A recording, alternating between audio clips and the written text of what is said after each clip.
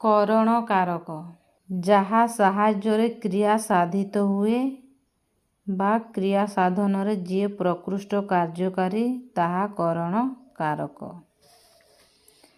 ଯାହା ସାହାଯ୍ୟରେ କ୍ରିୟା ସାଧିତ ହୁଏ ବା କ୍ରିୟା ସାଧନରେ ଯିଏ ପ୍ରକୃଷ୍ଟ କାର୍ଯ୍ୟକାରୀ ତାହା କରଣ କାରକ। ଉଦାହରଣ, କାଠୁରିଆ କୁରାଢ଼ୀରେ ଗଛ କାଟୁଅଛି। ଯାହା ସାହାଯ୍ୟରେ କ୍ରିୟା ସାଧିତ ହେଉଛି ସିଏ ହେଉଛି କରଣ କାରକ। କୁରାଢ଼ୀରେ ଇଏ ହେଉଛି କରଣ କାରକ। ଲୋକଟି ଜାଲରେ ମାଛ ଧରୁଛି। ଜାଲରେ ହେବ କରଣ କାରକ।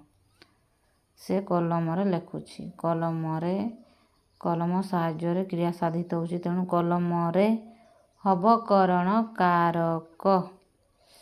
କରଣ କାରକ ଯାହା ସାହାଯ୍ୟରେ କ୍ରିୟା ସାଧିତ ହୁଏ ବା କ୍ରିୟା ସାଧନରେ ଯିଏ